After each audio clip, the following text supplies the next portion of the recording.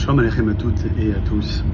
Normalement, je prépare toujours mon intervention, mais cette fois-ci, c'est non pas pour Chavé Shalom créer encore plus de polémique qu'il y en est, car c'est pas du tout ni la période, et je pense que même en dehors de Shavuot, c'est jamais la période de faire des polémiques entre nous.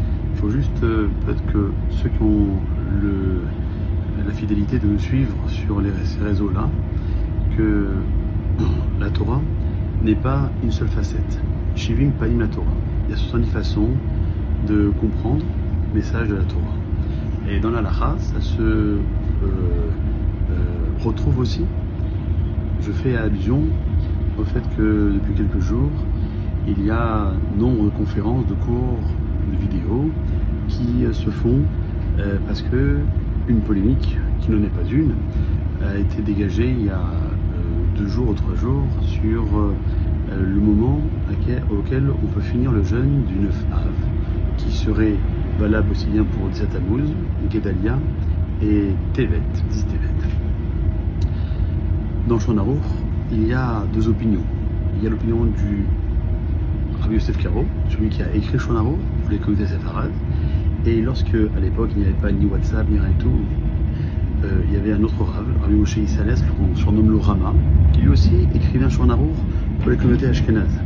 Et lorsque celui-ci a entendu que Rabbi Yosef Karo écrivait un Shulchan Aruch, il a demandé s'il pouvait rajouter ces notes qu'il lui avait écrites pour les communautés ashkénazes afin d'unir le peuple juif, non pas qu'on pense qu'il y ait 2 Torah, 2 lois différentes. Donc comprendre que lorsqu'il y a plusieurs avis, c'est pas un qui est meilleur que l'autre. De faire comprendre que véritablement, on est dans cette possibilité de rappeler ce qu'ils disent dans le Pirkei Avot, Aseh Harav, fais-toi un Rav. Alors pour ceux qui ont le bonheur de nous suivre, nous avons toujours, en tout cas pour ma part, suivi l'avis du Rav Yosef Zichrono Livracha. Ça remonte pas il y a 5 ans ou 10 ans, mais il y a plus de 20 ans, et que déjà le Rav avait écrit dans un livre qui s'appelle Yabia Omer, qui est un enfant qui naît un vendredi soir, après le coucher du soleil. 13 minutes après le coucher du soleil, le Brit Mila se fera Shabbat. S'il naît avant le coucher du soleil, c'est vendredi. Et s'il naît entre le coucher du soleil et les 13 minutes et demie qui suivent, alors comme il y a un safek, il y a un doute si c'est le jour ou la nuit, le Brit Mila se fera dimanche. Mais lorsque les 13 minutes et demie sont passées, pour lui, s'appuyant évidemment sur des autorités antérieures à lui, pour lui, le Brit Mila a lieu Shabbat, il n'y a aucun safek. De la même façon que le Shulchan Aruch rapporte du Marin qui dit que le temps que le soleil se va coucher, un jour de Ta'anit, c'est pas un Ta'anit. Si on veut jeûner et qu'on finit le jeûne avant le coucher du soleil, c'est pas appelé un Ta'anit, c'est pas appelé un jeûne.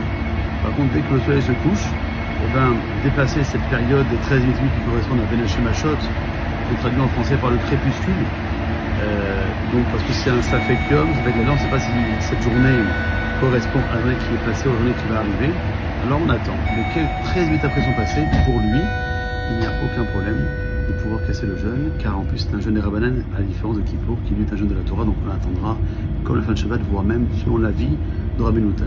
Donc ceux qui veulent suivre l'avis du Rama, Rabbi Moshe Isserles, pourquoi pas?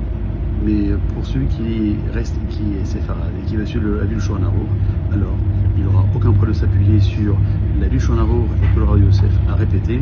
Et l'exemple que je pourrais donner dans le début de la journée, non pas la fin de la journée, c'est que Shulchan Aruch dit que le jour se lève 72 minutes variables avant le lever du soleil. Donc pour n'importe quelle ville, n'importe quel moment de l'année, et vous voyez la différence qu'il y a entre le lever du jour et le lever du soleil après le Shulchan Aruch, donc après Rav Yosef, et ça correspond à 1h12 minutes. Alors que si vous prenez l'opinion du Rama, ça ne correspond pas du tout à cela, mais ça ne veut pas dire que c'est faux, ça veut dire que c'est une autre chita, et que chacun sera amené à suivre. Donc lorsque vous voyez, et moi pour ma part, je ne dis pas que la chita que je suis elle est meilleure ou pas, Chavé Shalom, qui suis-je? Mais il faut savoir que les 2 avis sont respectables, on n'a pas à imposer tel avis ou pas tel avis, de le respecter et de suivre selon le Rav que vous suivez, Et là, si c'est le Rav ici, selon le Rama, ça sera selon le Rama. Si c'est le Shonaro, et si on est séfarade et qu'on veut avancer dans cette chita-là de séfarade, et ben, on sera aussi amené à en faire autant pour tous les domaines de la Torah. Voilà, j'espère que c'était clair, que nous soyons toujours dans le shalom et que c'est toujours mieux de partager des discussions de Torah gentiment, sans imposer. La pensée unique n'existe pas, ça c'est pour les cochons. Et nous, au prochain, on est dans la Torah, donc on marche droit. Et lorsqu'on est droit, et ben, on est capable d'accepter les autres façons qu'ont les autres coreligionnaires de suivre la Torah. L'essentiel c'est d'être dans la Torah. Et je ne pense pas qu'en 120 ans, on nous fera une remarque parce qu'on a cassé le jeûne en France à 21h45.